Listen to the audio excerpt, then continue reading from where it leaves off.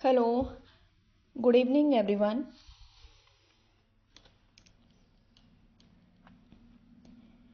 कैसे हैं सभी? आज हम इस वीडियो में एक नया पेपर लेकर आने वाले हैं, यूपी पीजीटी का। ये पेपर हुआ था, ये डेट इसमें डली हुई है, ये 10 मई को हुआ था शिफ्ट 1 में, फर्स्ट शिफ्ट में। ठीक है, तो इसकी आंसर की आ चुकी है। जिन बच्चों ने यूपी पीजीटी का एग्ज़ाम दिया था वो अपनी आंसर की चेक कर लें, और उसमें एक दो क्वेश्चन हैं जो जिनके ऊपर क्लेम किया जा सकता है, चैलेंज किया जा सकता है।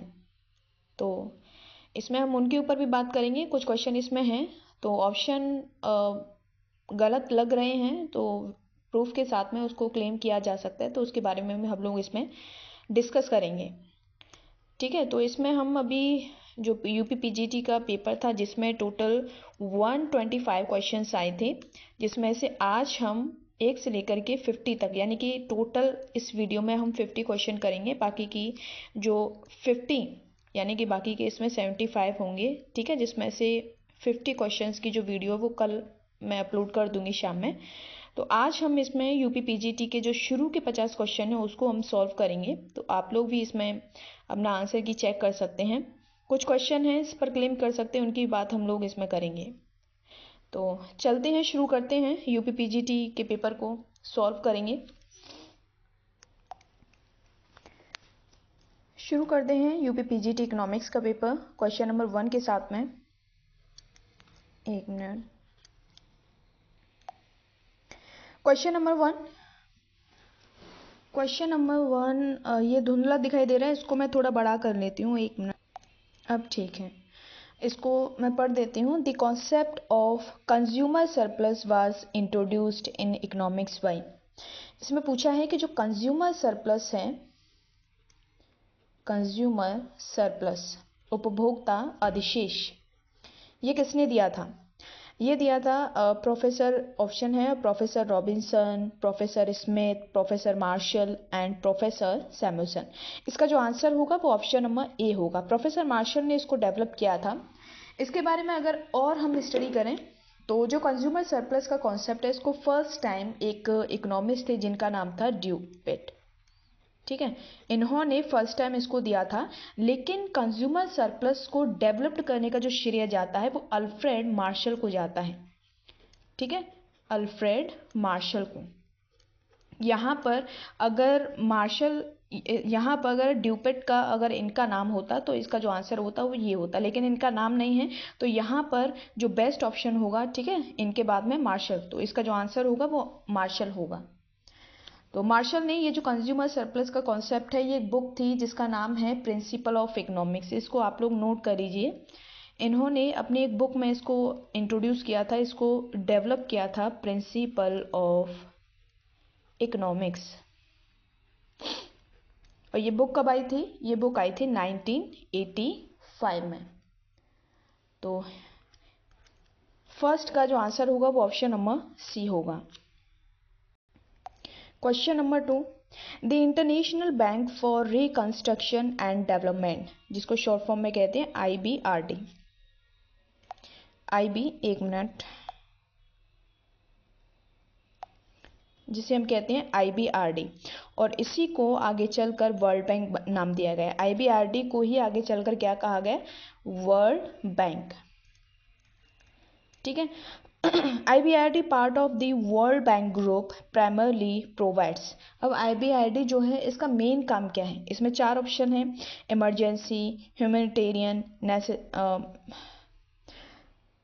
Assistance during natural disaster. Option B, foreign exchange reserve management services, loans and development assistant to middle income countries, technical assistance exclusively to least developed countries. इसका जो आंसर होगा वो ऑप्शन नंबर सी होगा। देखो, IBRD जो बना है, ये जो ऑर्गेनाइजेशन है जिसको बाद में वर्ल्ड बैंक के नाम से जाना गया था, तो इसका जो काम है, जो कंट्रीज होते हैं, ठीक है, उनको एक तरह से एडवाइस देना, उनको जो है डेवलपमेंट से रिलेटेड जो मदद करनी होती है, ठीक है, ये सारी चीज़ें इसका काम करना होता है, सॉरी जो डेवलपिंग कंट्रीज होती हैं। इसका जो आंसर है वो ऑप्शन नंबर सी होगा। इसमें दिया है loans and development assistance to middle income countries. जो मिडिल इनकम कंट्रीज होती हैं, डेवलपिंग कंट्रीज होती हैं, उनको डेवलपमेंट को लेकर के उनको जो फाइनेंशियल जो ज़रूरत होती है उनको पूरा करने में वर्ल्ड बैंक उनकी मदद करता है। तो 2 का जो आंसर होगा वो ऑप्शन नंबर बी होगा, सॉरी सी होगा। ठीक है।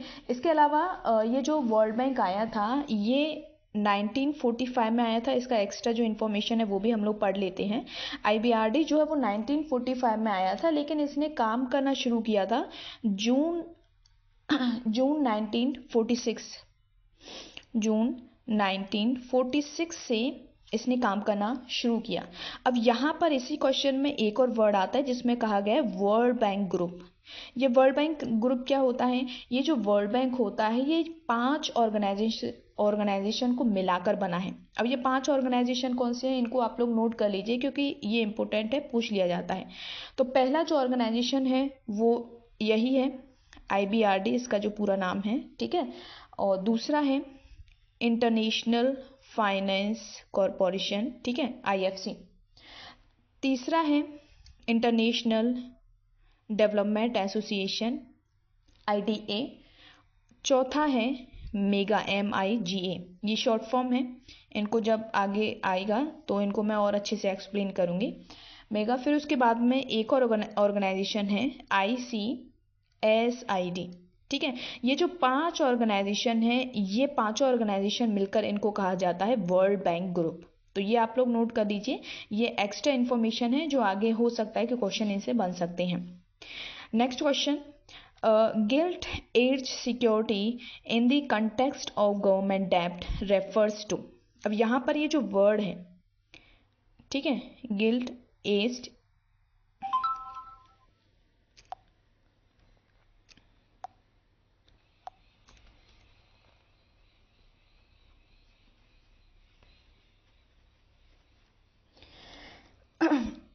Gilt edge security in the context of government डेब्ट रेफर्स टू।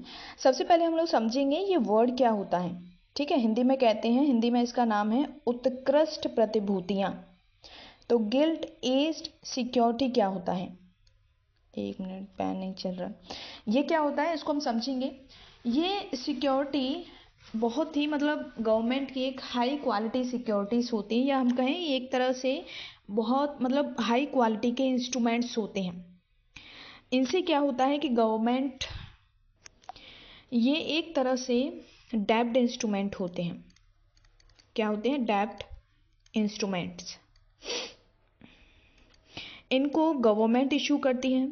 ये जो सिक्योरिटीज होती हैं ये वाली, इनको गवर्नमेंट इशू करती है। और ये इनमें जो रिस्क हम बात करते हैं वो मिनिमम होता है। इस पर ये काफ़ी लंबे समय तक एक लॉन्ग टर्म एक सिक्योरिटीज़ होती हैं, एसेट्स होते हैं, और इनको गवर्नमेंट जारी करती है। और इन पर जो रिस्क होता है वो मिनिमम होता है। मिनिमम रिस्क क्यों होता है? क्योंकि एक लंबे समय तक इन पर एक कांस्टेंट जो इंटरेस्ट रेट है, कांस्टेंट जो इंटरेस्ट रेट है वो कंटिन्यूस मिलता रहता है। तो इसीलिए ये जो है ज़्यादा अच्छी मानी जाती है। हाई क्वालिटी की सिक्योरिटीज़ ये मानी जाती हैं, या एसेट्स मानी जाती हैं, या बॉन्ड माने जाते हैं जिनको गवर्नमेंट इशू करती है। और ये अन्य जो बॉन्ड होते हैं उनके कंपैरिजन में ज़्यादा किफ़ायती होते हैं, या ज़्यादा जिनमें रिस्क कम होता है, या ज़्यादा बेनिफिट इनमें होता है। तो इसको एक बार हम पढ़ते हैं। इसके जो ऑप्शंस है, gold backed government bond, no. Short term treasury bills only, no, ये शॉर्ट टर्म नहीं होते हैं। ये जो सिक्योरिटीज़ होती हैं ये लॉन्ग टर्म की होती हैं, लंबे समय के लिए होती है, 10 साल के लिए, 15 साल के लिए। High quality government security with minimal default risk, ये वाला ठीक लग रहा है। बाकी का एक ऑप्शन और बचा है, उसको भी हम लोग पढ़ लेते हैं। Foreign currency denominated bond, no, ये फॉरेन करेंसी से रिलेटेड नहीं है। इसका जो आंसर होगा वो ऑप्शन नंबर सी है। Next question, question number 4, the reserve bank of India controls inflation primarily through. अब यहाँ पर जो RBI है, RBI कौन सी पॉलिसी का यूज़ करती है? RBI यूज़ करती है मॉनेटरी पॉलिसी का। ठीक है, मॉनेटरी पॉलिसी का वो यूज़ करती है और वो भी इन्फ्लेशन को कंट्रोल करने की कोशिश करती है। तो मॉनेटरी पॉलिसी में क्या क्या आता है, रेपो रेट आता है, रिवर्स रेपो रेट आता है, बैंक रेट आता है, ओएमओ आता है, बहुत सारे इंस्ट्रूमेंट हैं, ठीक है, ये इन सब का जो है मॉनेटरी पॉलिसी में यूज़ किया जाता है।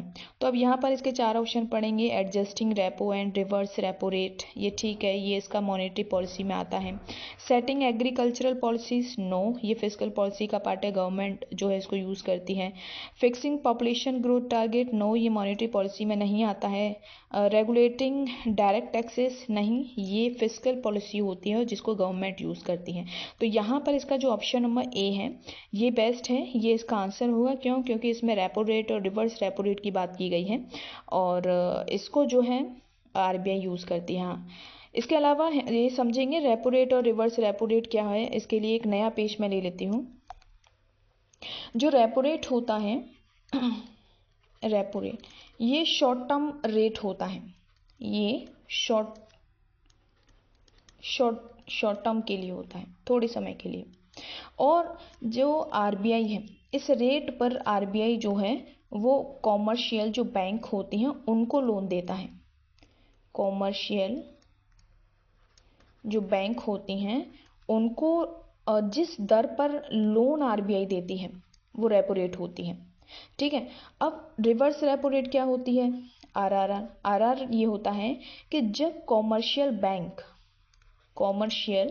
बैंक जिस दर पर आरबीआई को लोन देती हैं, ठीक है, शॉर्ट टर्म के लिए, थोड़ी शॉर्ट रन के लिए जिस दर पर जो है और लोन देती है आरबीआई को, उसको हम कहते हैं आरआरआर। एक और चीज़ करंट अफेयर ये है कि अभी फ़िलहाल में जो रिवर्स रेपो रेट होता है इसको हटा दिया गया है और इसकी जगह पर एक नया रेट आया है जिसको हम कहते हैं एसडीएफ, ठीक है,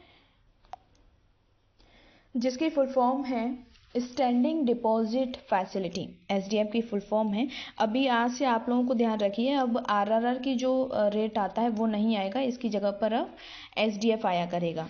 तो इसकी जो फुल फॉर्म है उसको भी आप लोग नोट कर लीजिए। इसकी फुल फॉर्म है स्टैंडिंग डिपॉजिट फैसिलिटी, ठीक है। और ये कब आया था, ये आया था अप्रैल 2022 में।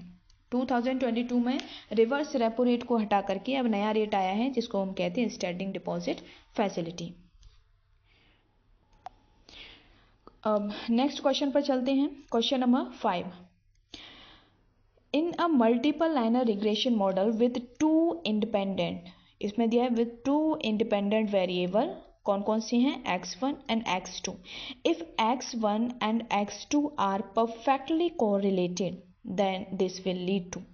अब यहाँ पर सबसे पहले हम समझेंगे इस क्वेश्चन को, हम पहले समझते हैं। यहाँ एक वर्ड आता है मल्टीपल लाइनर रिग्रेशन मॉडल में, ये कहा गया है मल्टीपल लाइनर रिग्रेशन मॉडल मतलब जैसे कोई मॉडल है इनकम, इसको हम बना लेते हैं ए प्लस बी एक्स प्लस सी वाई प्लस एरर, और हम इसको म्यू मतलब एरर टर्म होता है। अब यहाँ पर ये जो ये मल्टीपल लाइनर रिग्रेशन मॉडल है, ठीक है, एक से ज़्यादा वेरिएबल इसमें है। ये आपका डिपेंडेंट वेरिएबल होता है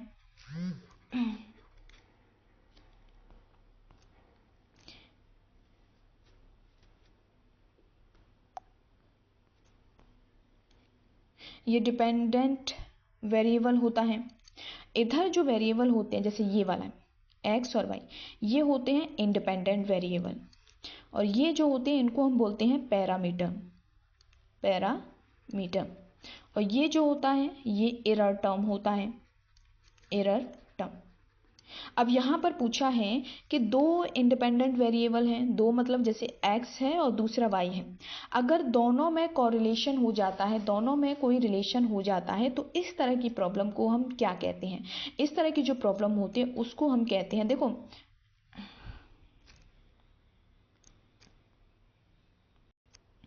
इस तरह की प्रॉब्लम को कहा जाता है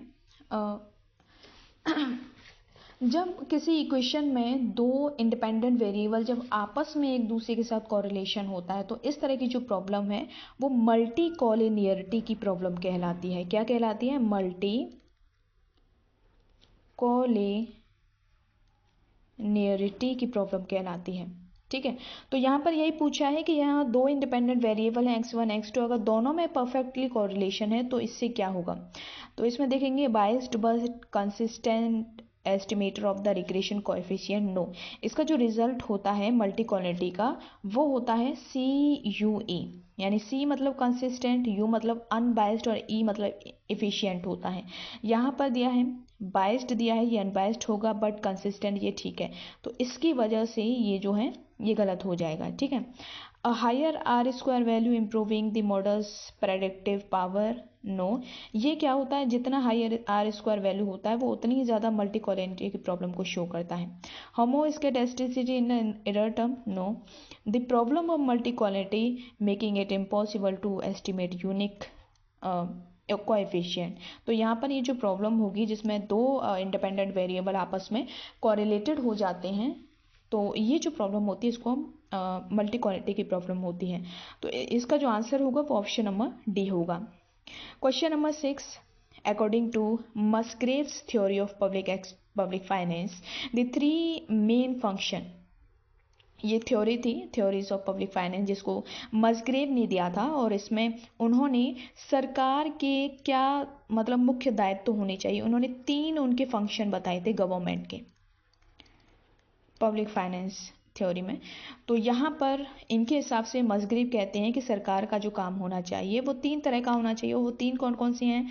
पहला है एलोकेशन, ठीक है, आवंटन, फिर वितरण डिस्ट्रीब्यूशन और स्टेबलाइजेशन। यानी कि हमारे देश का जो रिसोर्सेस है, संसाधन हैं, उसको कैसे आवंटित किया जाए, कैसे प्राइवेट सेक्टर, पब्लिक सेक्टर, अमीर गरीब लोगों के बीच में कैसे उसको डिस्ट्रीब्यूट किया जाए और इकोनॉमी को एक स्थिर अवस्था में ले जाया जाए जिससे वो स्टेबल हो सके। तो ये 3 काम जो है मस्ग्रेव ने सरकार के बताए थे। तो यहाँ पर इसके ऑप्शन एक बार हम लोग पढ़ लेते हैं। Revenue collection, expenditure management and डेब्ट कंट्रोल, ये नहीं होगा। Defence, infrastructure and welfare, planning, regulation and taxation, allocation, distribution, stabilisation. तो इसका जो आंसर होगा वो ऑप्शन नंबर डी होगा, क्योंकि मस्ग्रेव कहते हैं कि सरकार के 3 जो है मेन फंक्शन होने चाहिए, allocation, distribution and stabilisation. Next question, question number 7।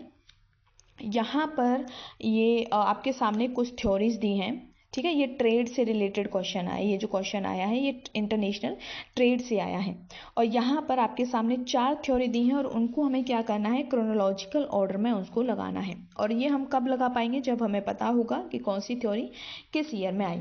तो सबसे पहले देखते हैं इनमें हेक्सचर ओलिन जो थ्योरी है, ये थ्योरी आई थी 1919 में, 1919 में, ठीक है। इसके बाद भी ये आई थी, बाद में डेवलप किया था जैसे 1936 में, लेकिन सबसे पहले ये जो हेक्सचर ओलिन थ्योरी आई थी वो 1919 में आई थी। एडम स्मिथ की जो थ्योरी है एब्सोल्यूट एडवांटेज थ्योरी, ये थ्योरी उन्होंने अपनी बुक में पब्लिश की थी 1776 में, वेल्थ ऑफ नेशंस में, ठीक है।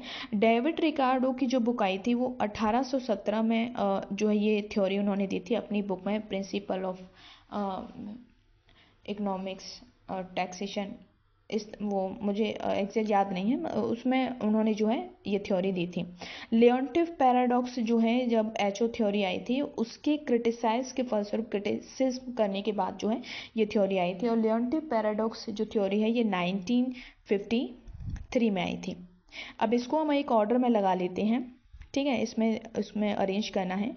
तो सबसे पहले जो थ्योरी आई थी वो 1776 की आई थी, यानी कि बी। फिर उसके बाद में 17 के बाद 18 आता है, सी के बाद में 1919, तो इसमें 1919 वाली पहली आई थी, ए। और 1953 डी सबसे लास्ट में। तो इसका जो BCAD, तो AB ये नहीं होगा, BADC ये नहीं है, BCAD ये मिल गया इसका आंसर। ABDC ये नहीं होगा, तो इसका जो आंसर होगा वो ऑप्शन नंबर सी होगा। यहाँ पर अब नेक्स्ट 8वां क्वेश्चन है, which of the following is a true about poverty and unemployment of India. यहाँ पर कुछ स्टेटमेंट आपके सामने दिए हैं और उनको पढ़ना है और उनमें से कौन सा स्टेटमेंट सही है वो हमें उसका आंसर देना है। ठीक है, तो सबसे पहले हम देखते हैं the first option, the periodic labour force survey short में PLFS is the key source for unemployment data. Yes, क्योंकि हमारे यहाँ पर जो अनएम्प्लॉयमेंट और कितने रेट से अनएम्प्लॉयमेंट बढ़ रहा है, महिलाओं में कितना है, पुरुषों में कितना है, गाँव में कितना है, शहरों में कितना है, ये सारा डेटा जो है PLFS रिपोर्ट से ही और ये मिलता है और ये रिपोर्ट एनुअल है। एनुअल मतलब ये हर साल जारी होता है। ठीक है, तो ये पहला जो स्टेटमेंट है वो सही होगा। Disguised unemployment is more prevalent in the organised manufacturing sector. No, disguised unemployment जो होता है वो मैन्युफैक्चरिंग सेक्टर में नहीं पाया जाता है बल्कि ये एग्रीकल्चर सेक्टर में पाया जाता है, तो ये स्टेटमेंट इसका गलत हो जाएगा। The head count ratio is a measure of the proportion of population living below the poverty line. ये ठीक है, हेड काउंट रेशियो क्या बताता है, हेड काउंट। ठीक है, इसके नाम से स्पष्ट है, हेड काउंट, यानी कि हमारे देश की कुछ पॉवर्टी लाइन होगी, इस पॉवर्टी लाइन के नीचे जितने भी लोग हैं उन सबके हम क्या करेंगे, हेड काउंट करेंगे। हेड मतलब एक पर्सन का एक ही हेड होता है, तो जितने पर्सन होंगे उतने हेड होंगे। तो इस पॉवर्टी लाइन के नीचे जितने भी लोग हैं उन सबको हम क्या करते हैं, एक एक करके काउंट करते हैं। तो यानी कि पॉवर्टी लाइन के नीचे के जो लोग जिनको काउंट करते हैं वो जो मेथड होता है उसको हम हेड काउंट इंडेक्स या हेड काउंट रेशियो कहते हैं। तो ratio is a measure of the proportion of population living below the poverty line, ये ठीक है इसका स्टेटमेंट। नेक्स्ट है, the concept of under employment implies a person is working but there productivity is low. ये ठीक है, under employment देखो, एक होता है एम्प्लॉयड, एक होता है एम्प्लॉयड जो जॉब में लगा हुआ है और जिसको अपनी योग्यता के हिसाब से उसको सैलरी मिल रही है। एक होता है अंडर एम्प्लॉयड, अंडर एम्प्लॉयड इसका मतलब है कि कोई पर्सन जो है जॉब तो कर रहा है बट उसको जो सैलरी मिल रही है वो उसकी योग्यता के अकॉर्डिंग नहीं है, उससे कम उसको सैलरी मिल रही है। तो इस तरह की जो सिचुएशन होती है उसको हम कहते हैं under employed.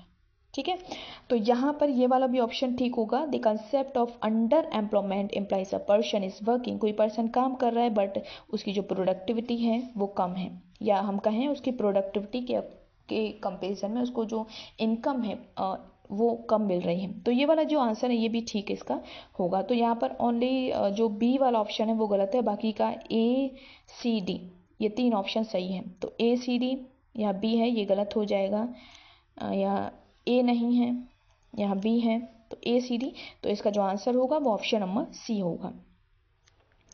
Question number 9, arrange the following steps in the correct sequence to apply the Harrod-Domar model to estimate the required investment for India's targeted GDP growth rate during the second 5-year plan।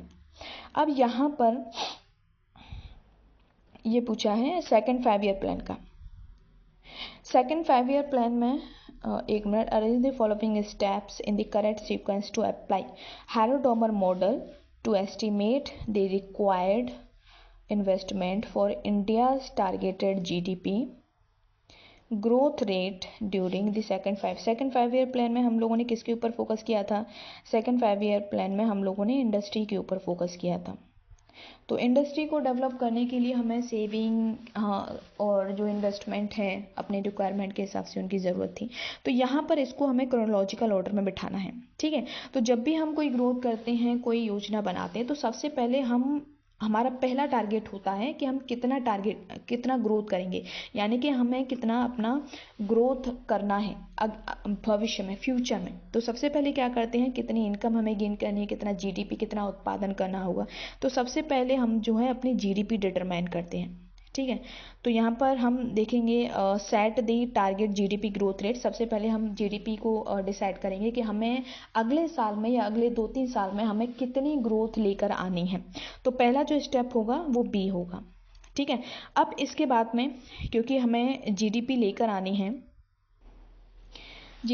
आनी है तो उसके लिए जब हम production करेंगे, क्योंकि GDP का मतलब होता है कि हमारे देश में जो 3 सेक्टर हैं, एग्रीकल्चर, प्राइम एग्रीकल्चर, ठीक है, और सेकेंडरी सेक्टर और टर्शियरी सेक्टर, तो इनमें प्रोडक्शन करेंगे तो हमें कितने कैपिटल की ज़रूरत पड़ेगी, यानी कि प्रोडक्शन करने के लिए हमें कितने कैपिटल की ज़रूरत पड़ेगी, ठीक है, कैपिटल की। तो कैपिटल आउटपुट रेशियो क्या होगा हमारा, तो उसको हमें फिर डिटरमाइन करना पड़ेगा। तो यहाँ पर estimate the incremental capital output ratio, दूसरा जो हमारा ऑब्जेक्टिव होगा या उद्देश्य होगा जिसको हमें डिसाइड करना है, तो वो हमारा ए होगा, ठीक है, ए वाला, यानी कि कैपिटल आउटपुट रेशियो को हमें चेक करना पड़ेगा कितने की ज़रूरत होगी।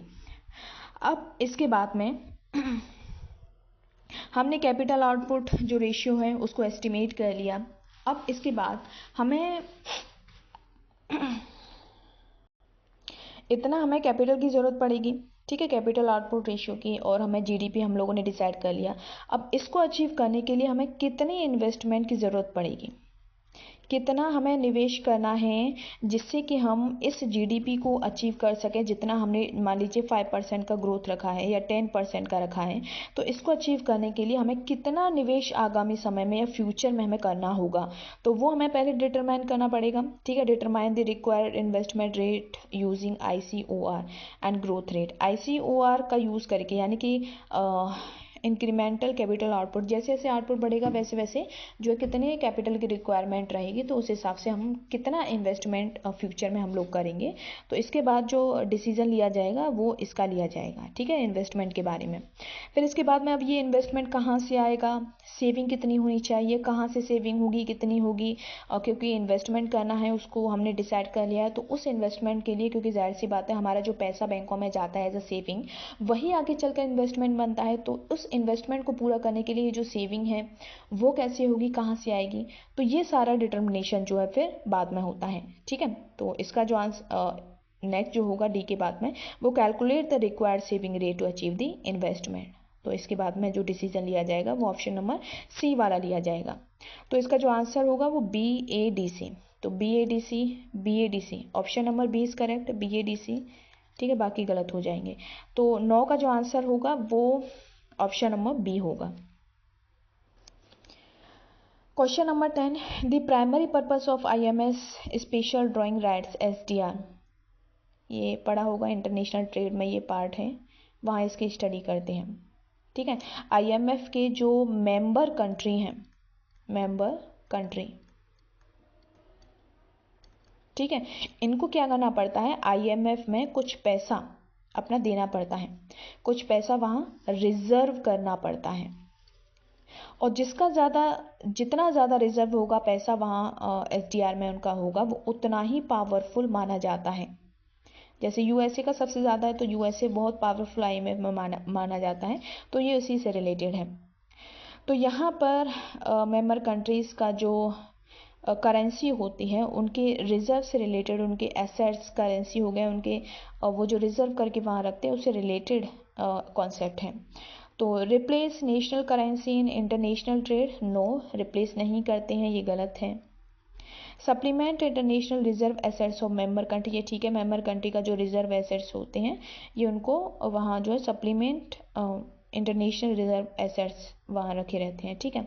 Regulate foreign exchange market operations, no, regulate नहीं करता है। Provide emergency loan to the bankrupt government, जो बैंकरप्ट गवर्नमेंट होती है उनको इमरजेंसी लोन देता है, नहीं, ये लोन नहीं देता है, ठीक है। इसका जो आंसर होगा वो ऑप्शन नंबर बी होगा।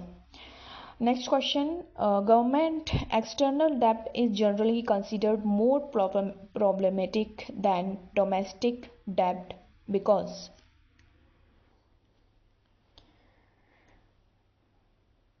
Next question, इसका जो आंसर होगा क्वेश्चन नंबर 10 का वो ऑप्शन नंबर बी होगा। Question number 11, external debt is generally considered more problematic than domestic debt because. अब यहाँ पर इस क्वेश्चन में दो वर्ड हैं, एक होता है एक्सटर्नल डेब्ट और दूसरा है इंटरनल डोमेस्टिक डेब्ट, ठीक है।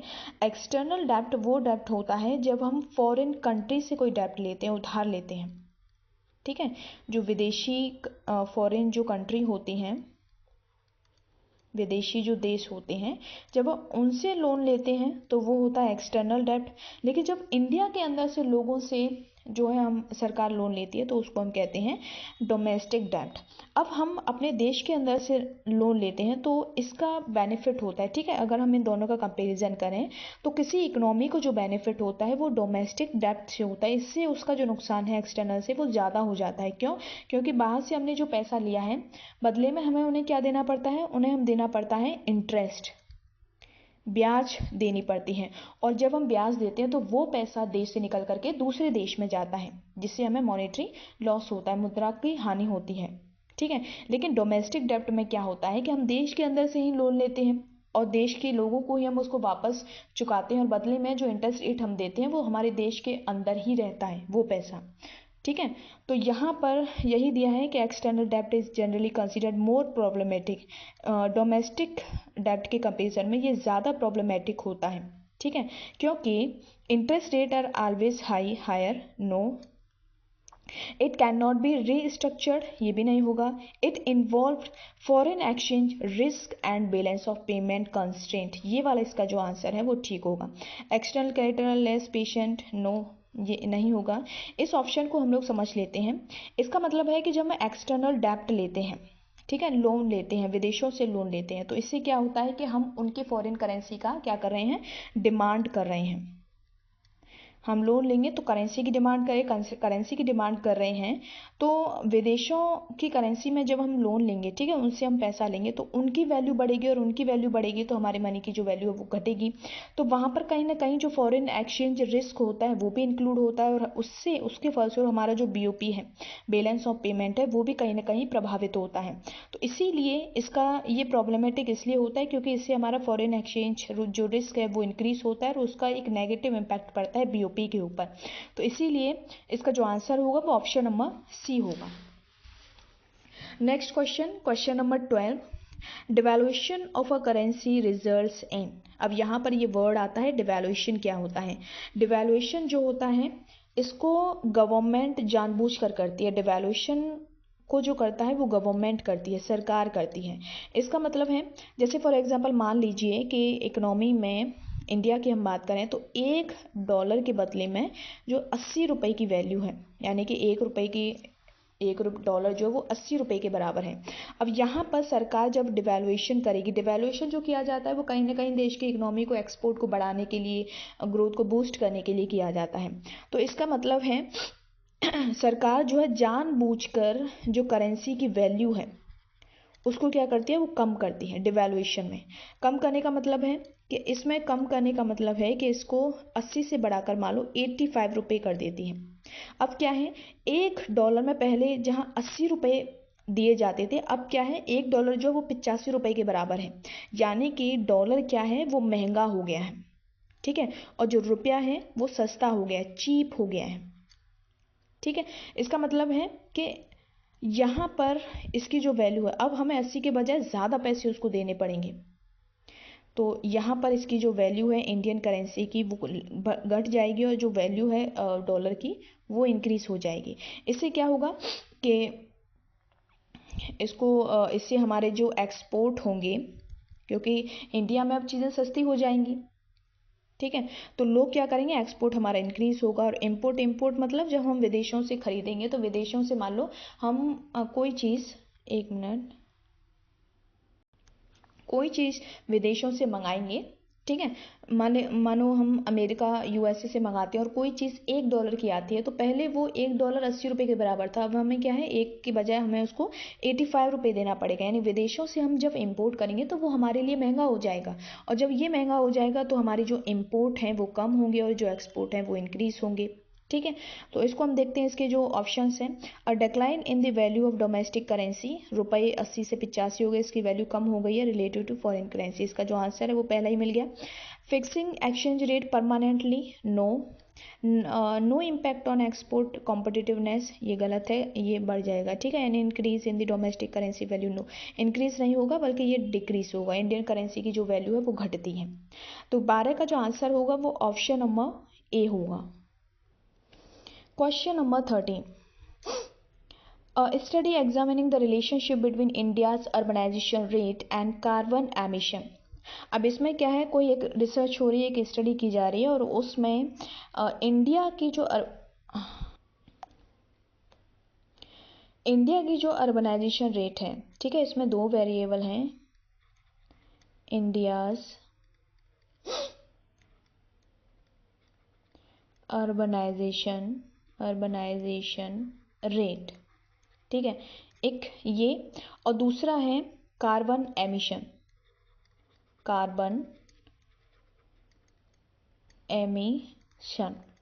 ठीक है। इन दोनों के बीच वो स्टडी करना चाहता है, इन दोनों के बीच में क्या रिलेशन है वो स्टडी इसमें एग्जामिन की जा रही है, देखी जा रही है। Among state sealed correlation coefficient जो है वो 0.92 है, यानी कि इनके बीच में जो कॉरिलेशन है वो 0.92 यानी काफ़ी स्ट्रॉन्ग है। However the researcher suspects a spurious correlation, यानी कि कहीं ना कहीं जो रिसर्चर है उसको लग रहा है कि इनके बीच में मतलब इतना स्ट्रॉन्ग कॉरिलेशन है, लेकिन ये नंबर के फॉर्म में दे रहा है, लेकिन एक्चुअल में इन दोनों के बीच में रिलेशन है, बल्कि ये किसी और की वजह से रिलेशन है, कोई ऐसा थर्ड फैक्टर है या हम कहें वेरिएबल है जिसकी वजह से इनके बीच में रिलेशन, इन दोनों के बीच में रिलेशन नहीं है, उसको एक डाउट हो रहा है, ठीक है। तो which of the following is the most likely cause, तो इनमें से ऐसा कौन सा रीज़न है जिसकी वजह से इन दोनों के बीच में रिलेशन है, एक डाउट उसको रिसर्चर को हो रहा है, तो उसी का आंसर जो है इसमें देखना है। तो a direct causal relationship between urbanisation and emission, no, ये कह रहा है कि दोनों के बीच में डायरेक्ट है, लेकिन रिसर्चर को क्या है, एक डाउट है कि ये डायरेक्ट नहीं है, इनके बीच में जो रिलेशन है वो किसी और की वजह से है, तो ये डायरेक्ट नहीं होगा, ये गलत हो जाएगा। Random sampling errors reduces correlation strength, देखो रैंडम सैम्पलिंग जो एरर होते हैं वो ठीक है, वो कॉरिलेशन को नहीं, रिड्यूसेस द कॉरिलेशन स्ट्रेंथ, ये ठीक है, कम करता है, लेकिन कहीं ना कहीं यहाँ पर रैंडम एरर रीज़न नहीं होगा, ठीक है, दोनों के बीच में।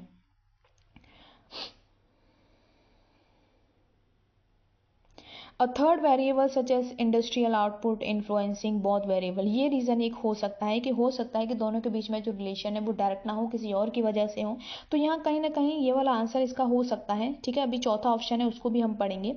अ negative correlation masked by the data aggregation, no, negative correlation नहीं होगा, क्योंकि यहाँ पर हम अपने लॉजिक से देखें तो जैसे जैसे अर्बनाइजेशन होता है जाहिर सी बात है कार्बन एमिशन भी होता है, तो ये कहीं ना कहीं जो है पूरी तरह से सही नहीं है ये वाला, तो इसका जो आंसर होगा वो ऑप्शन नंबर सी होगा। रिसर्चर के अकॉर्डिंग कहीं ना कहीं एक कोई तीसरा वेरिएबल है जो इन दोनों के बीच के रिलेशनशिप को बना रहा है, तो 13 का जो आंसर होगा वो ऑप्शन नंबर सी होगा।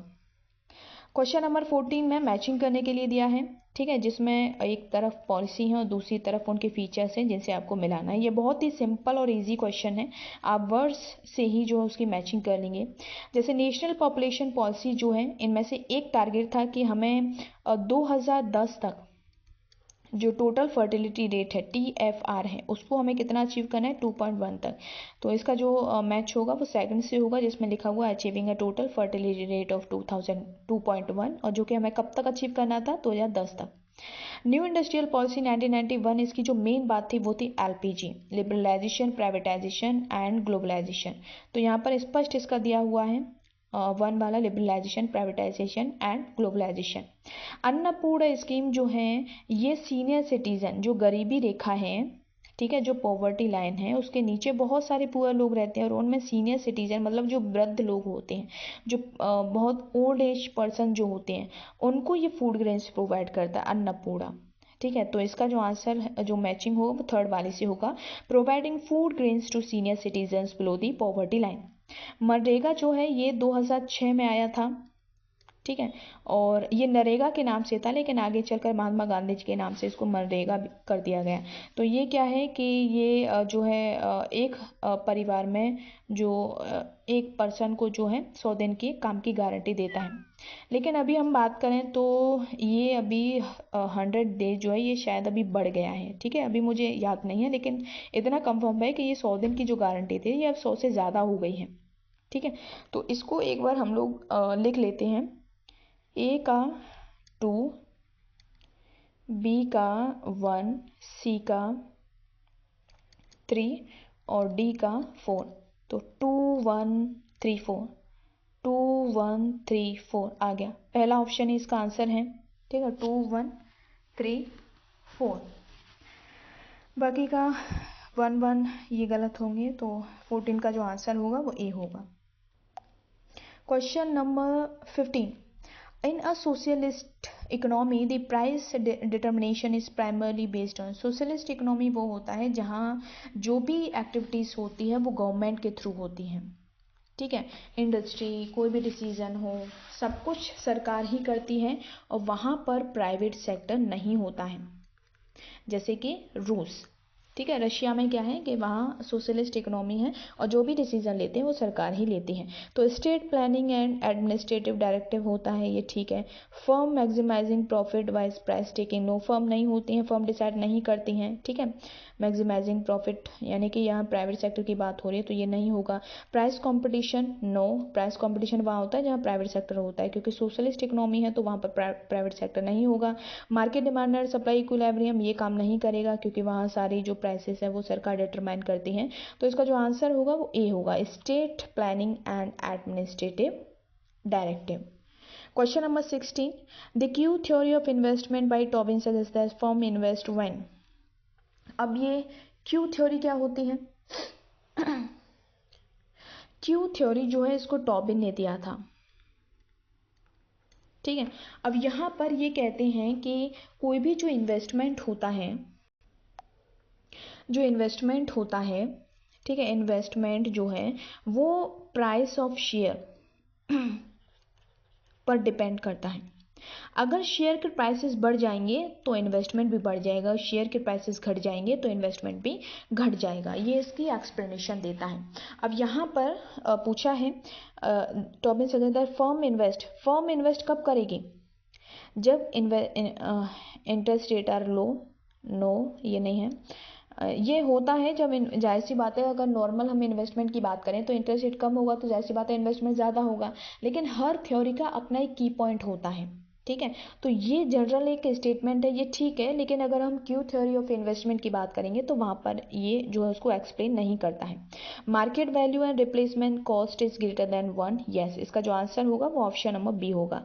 Labour cost are declining, no. Government policy investment subsidies, ये भी नहीं होगा। यहाँ पर इसको समझिए मार्केट वैल्यू मतलब किसी भी प्रोडक्ट की, शेयर की, बॉन्ड की या प्रोडक्ट की मार्केट वैल्यू ज़्यादा हाई होती है तब इन्वेस्टमेंट होगा, ठीक है। और रिप्लेसमेंट कॉस्ट होता है कि रिप्लेसमेंट कॉस्ट मतलब जो कॉस्ट होती है अगर वो मिनिमम होती है तब उस कंडीशन में इन्वेस्टमेंट क्या है वो हाई होगा। ओवरऑल कहने का मतलब है कि market value upon replacement cost अगर इसकी वैल्यू एक से ज़्यादा होगी तो उस कंडीशन में जो इन्वेस्टमेंट है वो बढ़ेगा, ठीक है। तो यहाँ पर 16 का जो आंसर होगा वो बी होगा।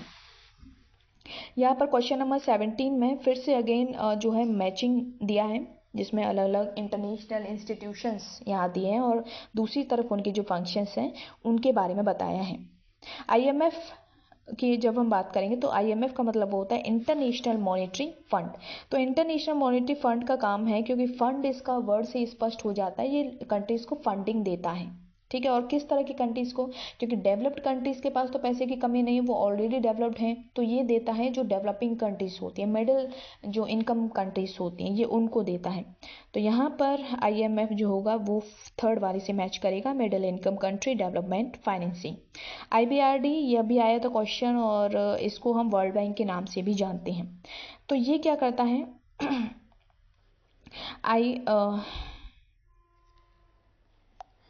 एक मिनट, इसमें ये गलत हो गया, आईएमएफ जो है ये इसका नहीं होगा, ये जो मिडिल इनकम, क्योंकि ये क्वेश्चन अभी पीछे आया था, तो आईबीआरडी का काम है मिडिल इनकम ग्रुप को क्या करता है, ये फंडिंग देता है, ठीक है।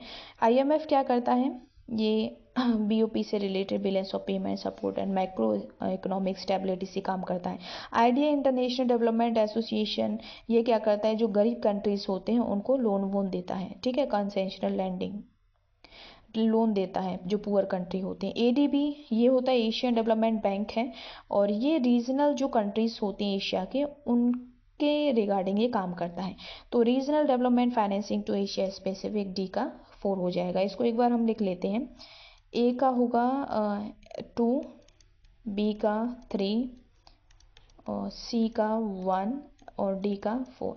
तो 2 3 1 4 2 3 1 4 2 3 1 4 मिल गया। ऑप्शन नंबर सी इसका सही होगा, 2 1 है, ये नहीं होगा। तो 17 का जो आंसर है वो ऑप्शन नंबर सी है। Question number 18, price elasticity demand of a product will be more elastic if it अब कोई भी प्रोडक्ट है उसकी जो डिमांड है कब इलास्टिक होगी, बहुत सारे रीज़न हो सकते हैं, ठीक है। लोगों का टेस्ट कैसा है, जो जिसको कम पसंद करता है वो इन इलास्टिक होगा, कोई प्रोडक्ट किसी को ज़्यादा पसंद है, ठीक है, कम पसंद है वो इलास्टिक।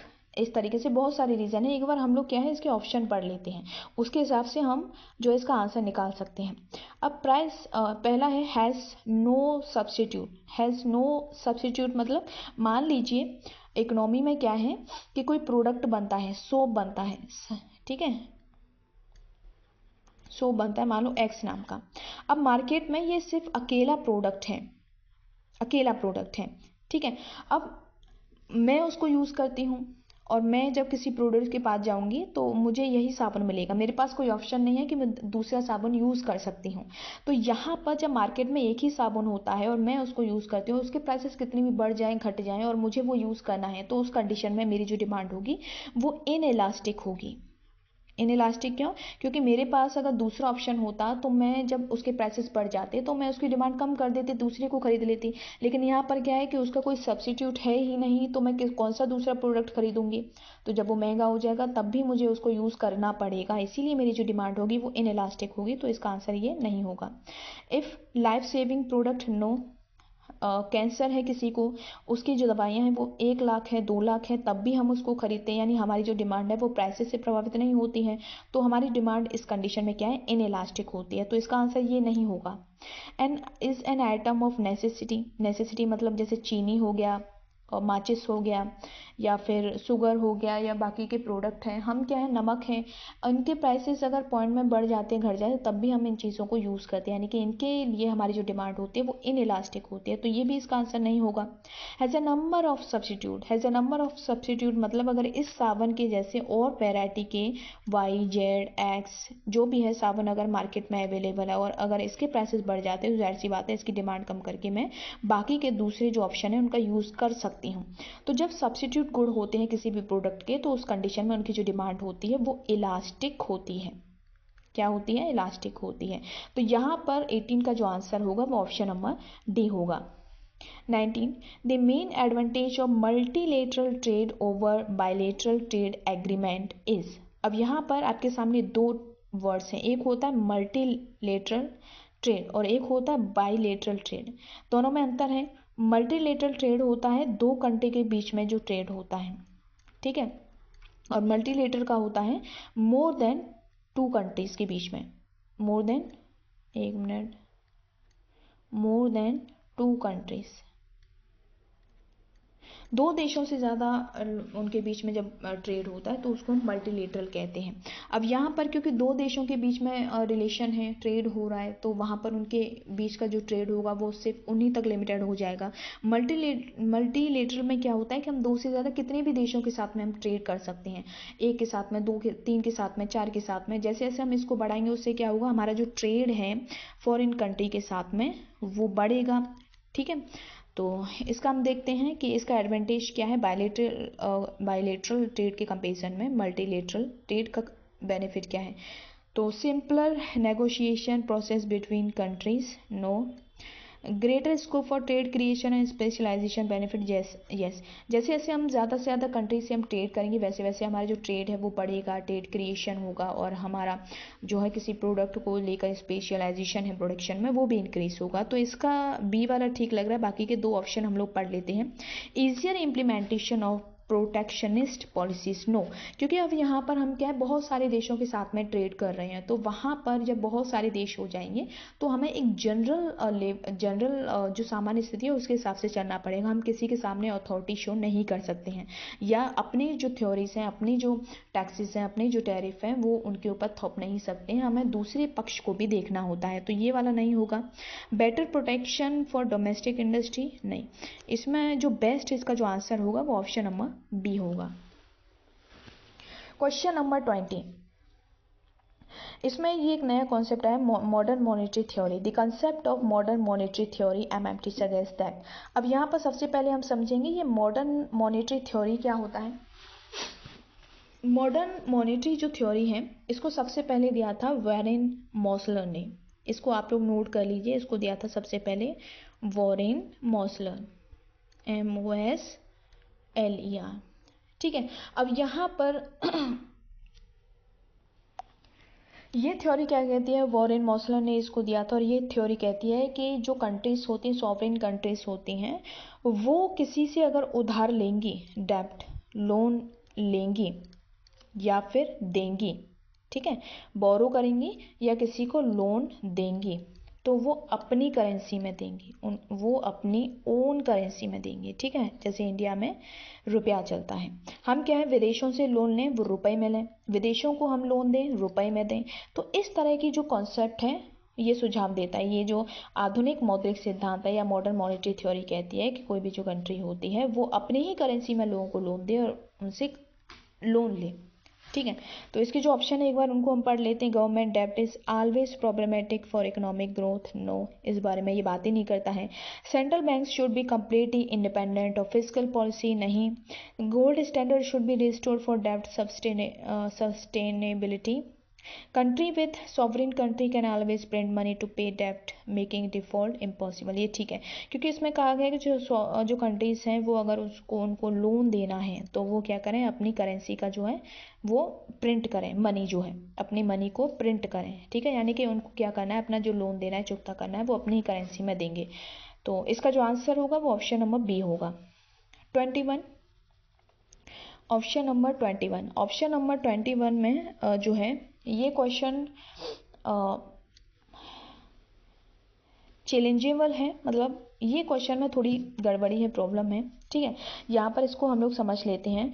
उत्पादन समाप्ति, इसको इंग्लिश में the production termination theorem postulates that production should stop when marginal cost become zero. अब सबसे पहले हम समझेंगे, देखो हिंदी में दिया है उत्पादन समाप्ति प्रमेय और इंग्लिश में है प्रोडक्शन टर्मिनेशन थ्योरम। हमने एक थ्योरी पढ़ी थी प्रोडक्शन एक्सॉशन थ्योरी।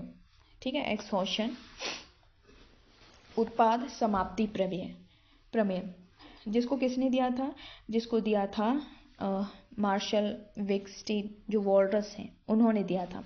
और इसमें वो कहते हैं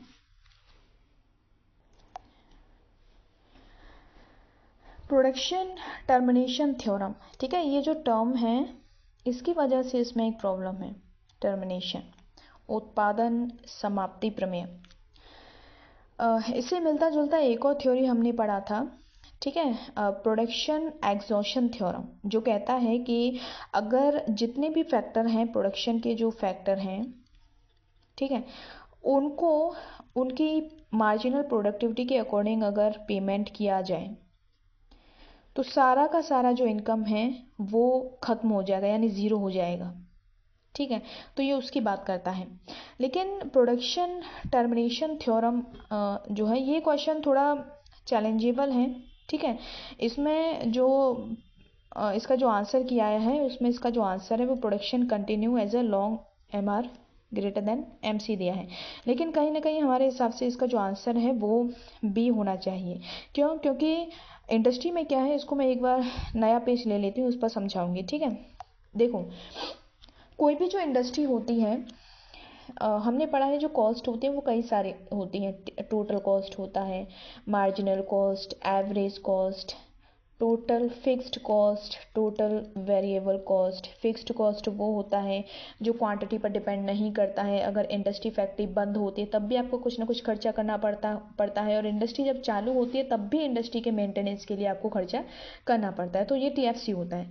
TVC वो होता है जो क्वांटिटी पर डिपेंड करता है, जैसे जैसे क्वांटिटी इंक्रीज होगी वैसे वैसे आपका टोटल वेरिएबल कॉस्ट भी इंक्रीज होता है। ठीक है, अब यहाँ पर क्या होता है कि प्राइसेस, देखो इंडस्ट्री, मान लो कोई इंडस्ट्री बंद है, ठीक है, बंद है, तो यहाँ पर मान लो उसको 5,000 रुपये का खर्चा आता है। खर्चा मतलब बंद है तब भी उसको कुछ ना कुछ खर्चा करना पड़ेगा, उसके पेंट के लिए, मेंटेनेंस के लिए, मशीनें कंटिन्यूस चलती रहें, उसमें ऑयल डाला जाएगा। तो फैक्ट्री जब बंद होगी तब उसको 5,000 रुपये खर्च करने पड़ेंगे। जब फैक्ट्री चालू होगी तब भी उसके मेंटेनेंस के लिए जो है उसको साफ़ सफाई, ठीक है, हवा पानी सब कुछ उसमें हो, सब करने के लिए तब भी उसको ये कॉस्ट जो करना पड़ता है। ये होता है उसका फिक्स्ड कॉस्ट होता है, FC। अब वेरिएबल कॉस्ट क्या होता है? वेरिएबल कॉस्ट होता है कि जब प्रोडक्शन वो करना शुरू करेगा तो उसको कैपिटल लेना पड़ेगा, ज़मीन लेनी पड़ेगी, उसको जो है लेबर हायर करना पड़ेगा। तो जैसे जैसे प्रोडक्शन बढ़ेगा वैसे वैसे ज़्यादा से ज़्यादा लेबर उसको हायर करना पड़ेगा। तो उस हिसाब से जब ज़्यादा से ज़्यादा लेबर होगा तो जो कॉस्ट उसका इंक्रीज होगा वो वेरिएबल कॉस्ट होगा। ठीक है, तो यहाँ पर यही है कि फैक्ट्री बंद हो तब भी फिक्स्ड कॉस्ट उसको खर्च करना है और चालू हो तब भी, लेकिन वेरिएबल कॉस्ट वो तभी चालू करेगा जब उसको अपने जो रेवेन्यू है, इनकम होगी, उसमें से ये कॉस्ट निकलती रहे। ठीक है, तो यहाँ एक वर्ड आता है एवरेज वेरिएबल कॉस्ट, यानी एक प्रोडक्शन को बनाने में उसको कितना एवरेज वेरिएबल कॉस्ट आया। अगर ये प्राइसेस के बराबर होता है, यानी कि जितने का वो प्रोडक्शन कर रहा है एक प्रोडक्ट को बनाने में उतने में ही उसको बेच रहा है, तो वहाँ पर उसको जो है कोई प्रॉफिट नहीं होगा, नो प्रॉफिट। ठीक है, या हम कहें उसको नॉर्मल प्रॉफिट होगा, नॉर्मल प्रॉफिट होगा। अगर प्राइसेस उसके ज़्यादा हैं एबीसी से, एबीसी मतलब उसका जो एवरेज वेरिएबल कॉस्ट है, तो इस कंडीशन में वो प्रोडक्शन कंटिन्यू करेगा, यानी कि ये उसकी प्रॉफिट की कंडीशन है। लेकिन अगर प्राइसेस जो है एबीसी से भी कम हो जाते हैं तो यहाँ पर क्या होगा, वो प्रोडक्शन को बंद कर देगा, प्रोडक्शन को डिसकंटिन्यू कर देगा, डिसकंटिन्यू कर देगा। तो यहाँ पर इसमें यही पूछा है कि उत्पादन समाप्ति प्रमेय में जो उत्पादन समाप्त होता है वो कहाँ होता है, जब प्राइसेस एवरेज वेरिएबल कॉस्ट से कम हो जाता है। लेकिन यहाँ पर जब हम देखेंगे तो इसमें ये ऑप्शन है when average variable cost exceeds prices, यानी कि जो एबीसी है वो प्राइसेस से ज़्यादा है। तो कहीं ना कहीं ये भी इसका आंसर सही है, लेकिन यूपी पीजीटी में जो आंसर किया है उसमें ये वाला दिया है। ठीक है, मार्जिनल रेवेन्यू एक्सीड, तो इसका मैं इसके ऊपर ज़्यादा नहीं बताऊंगी, क्योंकि अब इसकी जो फाइनल आंसर की आएगी वहाँ पर इसका जो है फाइनल वो लोग क्या डिसीजन लेते हैं बी और डी में से, तो ये तभी क्लियर होगा। तो अभी के लिए इसको हम होल्ड कर देते हैं, क्योंकि इसमें आंसर की जो आया है वो डी है, लेकिन बी जो है ये भी इसका आंसर हो सकता है। ठीक है, तो इसको यहीं होल्ड करते हैं, जब आंसर की आएगी तो तब इसको और देखेंगे। Question number 22. Which of the following are true about structural problem of India's economic development? यहाँ पर कुछ structural problem है, उनको हमें देखना है। तो high dependence on agriculture with disgust unemployment persist, yes ये ठीक है। हमारे यहाँ पर क्या है कि एग्रीकल्चर में बहुत ज़्यादा डिसगस्ट अनएम्प्लॉयमेंट है। ठीक है, हमारे यहाँ ज़्यादातर जो डिपेंडेंसी है लोग निर्भर करते हैं वो एग्रीकल्चर के ऊपर डिपेंड करते हैं, और उसमें सबसे ज़्यादा क्या पाई जाती है, डिसगस्ट अनएम्प्लॉयमेंट। तो ये ठीक है इसका answer. Low productivity in the agriculture sector is a major bottleneck, ये भी ठीक है, क्योंकि हमारे यहाँ एग्रीकल्चर सेक्टर में जो लोग लगे हुए हैं उनकी प्रोडक्टिविटी बहुत कम है, जो कि एक मेजर प्रॉब्लम है, ये भी ठीक है। Over industrialization has depleted natural resources since independence. अब यहाँ पर देखिए इसमें दिया है कि ओवर इंडस्ट्रियलाइजेशन ने आज़ादी के बाद से इंडिया में नेचुरल जो रिसोर्सेज हैं उनको पतन किया है, उनका जो है नष्ट किया है, ये गलत है। ये सिंस इंडिपेंडेंस नहीं है, ये जो प्रोसेस है ये एक लॉन्ग टर्म प्रोसेस है। लॉन्ग टर्म मतलब काफ़ी लंबे समय से चले, और जब टर्म है, ठीक है। और यहाँ पर ये जो वर्ड है ये कहीं ना कहीं नेगेटिव वे में इसको शो कर रहा है कि इंडिया में आज़ादी के बाद से नेचुरल रिसोर्सेज का जो है नेचुरल रिसोर्सेज का जो यूज़ है वो ज़्यादा हुआ है, तो ये गलत है इसका आंसर, ये सिंस इंडिपेंडेंस नहीं होगा। ठीक है, infrastructure bottlenecks and poverty constant growth, ये ठीक है। इंफ्रास्ट्रक्चर जो बाधाएं हैं और जो गरीबी है वो ग्रोथ को रोकते हैं, तो ये भी ठीक है। तो इसका सी वाला गलत होगा, ए बी और डी, तो A B D option number D इसका सही होगा। Next question, marginal cost is defined as, marginal cost मैंने बताया था ये कैसे निकाला जाता है। मार्जिनल जो कॉस्ट है वो delta T C upon delta Q ऐसे निकाला जाता है। तो the change in total cost, delta का मतलब चेंज होता है, ठीक है, डेल्टा का मतलब चेंज, तो change in total cost due to 1 unit change in output, ये ठीक है। इसका जो आंसर होगा वो ए होगा। रेशियो नहीं होगा, ये भी नहीं होगा। 24, in simple linear regression model y is equal to A plus B X plus error term the least square method minimises. अब देखो यहाँ पर जब हम सिंपल लाइनर रिग्रेशन मॉडल की बात करते हैं तो यहाँ टू लाइनर रिग्रेशन लाइन होती हैं, टू लाइन होती है रिग्रेशन लाइन की दो। फॉर एग्जांपल जैसे एक्स ऑन वाई, इसको अच्छे से लिख लेती हूँ, एक्स ऑन वाई आपने पढ़ा होगा, अरे एक्स ऑन वाई, या फिर दूसरा होता है एक्स वाई ऑन एक्स। तो इनकी दो रेखाएं बनती हैं, और जब दो रेखाएं जो बनती है, मान लो ये ऐसे बन रही हैं, तो इनका जो पॉइंट होता है ये वाले, जब इनसे हम कैलकुलेशन करेंगे तो उसका उन पर ये जो पद हैं, ठीक है, उनका हम क्या करेंगे, स्क्वायर करेंगे, और स्क्वायर करके उनको जब ऐड करेंगे तो मिनिमम वैल्यू आती है वो क्या आती है, मिनिमम वैल्यू। ऐसे ही इस रिग्रेशन लाइन के पॉइंट पर जितनी भी वैल्यू है उन सबको हम स्क्वायर करके उनको जो है निकालेंगे, तो वो उसका मिनिमम वैल्यू निकलेगा, ऐड करेंगे तो मिनिमम वैल्यू निकलेगा। तो इसमें दिया है लीस्ट स्क्वायर मेथड मिनिमाइज, क्या मिनिमाइज करता है, सम ऑफ द एरर, नो, उनका जो वैल्यू है उनका स्क्वायर करेंगे, ठीक है। तो sum of the square of the error, इसको वो मिनिमाइज करता है। Number of data point do not fall regression line, ये भी नहीं है। इसका जो आंसर होगा वो बी होगा। इसको एक बार वो समझ लो, जो रिग्रेशन मॉडल होता है उसको जब हम बनाते हैं तो दो लाइन होती हैं, एक लाइन होती है एक्स ऑन वाई और दूसरी होती है वाई ऑन एक्स। अब यहाँ पर ये जो दो लाइन बनती हैं, इनके ये पॉइंट, जाहिर सी बात है ये कुछ न कुछ पॉइंटों को मिलाकर ये लाइन बनाई गई हैं, ठीक है, दो पॉइंट को मिलाकर बनाई गई हैं। तो ये जो पॉइंट होते हैं, नंबर होते हैं, इनको जब हम स्क्वायर करेंगे, स्क्वायर करके जब हम उनको ऐड करेंगे, ठीक है, या उनको कैलकुलेट करेंगे, तो उनकी जो वैल्यू आती है वो मिनिमम आती है, इसकी भी मिनिमम। तो ये जो वो रिग्रेशन लाइन होती है, बेस्ट लाइन होती हैं, ठीक है, जिनकी वैल्यू मिनिमम आती है। तो यहाँ पर देखेंगे sum of the square of the error, तो इसका जो आंसर होगा वो बी होगा। थोड़ा जल्दी जल्दी करते हैं क्योंकि बैटरी डाउन है, और ये है 10%, ओनली 9%, ठीक है, ये कर लेते हैं फिर इसको हम फिनिश करेंगे। Which of the following is not a primary function or objective of the WTO? WTO का primary objective function नहीं है। तो administering, implementing trade agreement, ये ठीक है। Providing loans to developing country to improve balance of payment, WTO। Providing loans, ये loan नहीं देता है, ठीक है, ये लोन नहीं देता है, ये क्या करता है, ये गाइड करता है कंट्रीज़ को। किसी का बैलेंस ऑफ ट्रेड खराब हो रहा है, वॉर्स हो रहा है, नेगेटिव में जा रहा है, तो इनको रिकमेंड करता है, इनको एडवाइस देता है, ना कि लोन देता है। तो ये नहीं होगा इसका function. Monitoring, reviewing national trade policy, settling trade disputes, ये भी ठीक है। इसका जो आंसर होगा वो बी होगा, ठीक है, ये लोन नहीं देता है, लोन IMF देता है, BRD देता है। डेब्ट मुद्रीकरण क्या होता है, डेब्ट monetization, what is debt monetization? It refers to debt monetization, ये जो वर्ड है ये क्या होता है, इसको हम समझेंगे। इसमें क्या है कि डेब्ट मोनेटाइजेशन, इसको हम मॉनेटरी फाइनेंसिंग या प्रिंटिंग मनी भी कहते हैं। इसका दूसरा नाम है प्रिंटिंग मनी, प्रिंटिंग मनी, या फिर इसको हम मॉनेटरी फाइनेंसिंग भी कहते हैं। क्या कहते हैं, मॉनेटरी फाइनेंसिंग, ठीक है, मॉनेटरी फाइनेंसिंग भी कहते हैं।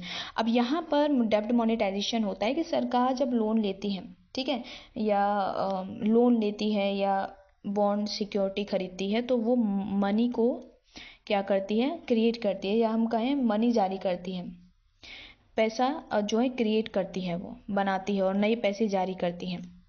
तो कन्वर्टिंग फॉरेन डेब्ट टू डोमेस्टिक करेंसी, विदेशी लोन को घरेलू करेंसी मतलब नो। सेलिंग गवर्नमेंट रिड्यूस डेब्ट, no. Central bank purchasing government bonds to finance deficit, जो फॉरेन जो गवर्नमेंट बॉन्ड होते हैं, इनको खरीदने के लिए क्या करती है, वो करेंसी जारी करती है, नोट जारी करती है इनको बॉन्ड को खरीदने के लिए, जिससे कि वो अपने जो डेफिसिट्स हैं उनको फुलफिल कर सकें। तो ये वाला जो आंसर होगा वो डेब्ट मोनेटाइजेशन में आएगा। Central bank purchasing government bond to finance डेब्ट, रीस्ट्रक्चरिंग डेब्ट मैच्योरिटी, नो, ये नहीं होगा। 26 का जो आंसर होगा वो ऑप्शन नंबर बी होगा। Which of the following will have a highly inelastic supply, ठीक है, सप्लाई ओरिएंटेड ये क्वेश्चन है, इस पर हम फोकस करेंगे। Perishable goods, books, electric car, consumer durable goods, इसका जो आंसर होगा वो पेरिशेबल गुड्स होगा। पेरिशेबल गुड्स मतलब जो बहुत जल्दी, ऐसे चीज़ें जो बहुत जल्दी नष्ट हो जाती हैं, जैसे खाने पीने की चीज़ें होती हैं, फ्रूट्स हो गए, ठीक है, सब्जी हो गई, तो ये जो ज़्यादा दिन तक नहीं चलती हैं, तो इनकी जो सप्लाई होती है वो इनइलास्टिक होती है, हाईली इनइलास्टिक होती है। तो 27 का जो आंसर होगा वो ए होगा। अभी ऐसा करते हैं, ये अभी 4% इसमें बचा है, ठीक है। इसको आज हम यहीं पर ही ख़त्म करते हैं, ठीक है। ये हमने 27 क्वेश्चन किए हैं, 27। बाकी के जो क्वेश्चन हैं वो कल मैं लेकर आऊँगी, ठीक है। अभी इसमें कल मैं पूरा फुल चार्ज इसको कर लूँगी। 4% है, ये कभी भी बंद हो सकता है। तो आज हमने 27 किए हैं, लेकिन बाकी के जो क्वेश्चन हैं, ठीक है, मोर देन 50 हम करेंगे कल। 50 नेक्स्ट जो 50 रहेंगे उनको हम करेंगे। तो फिलहाल के लिए अभी मैं इसको बंद करती हूँ और कल मिलते हैं। कल मैं इसका पक्का 9 बजे में वीडियो डाउनलोड इसमें अपलोड कर दूँगी और उसको चेक कर सकते हैं, ठीक है। तो बैटरी कम है इसलिए मैं आज इसको बंद कर रही हूँ। तो मिलते हैं कल की वीडियो में।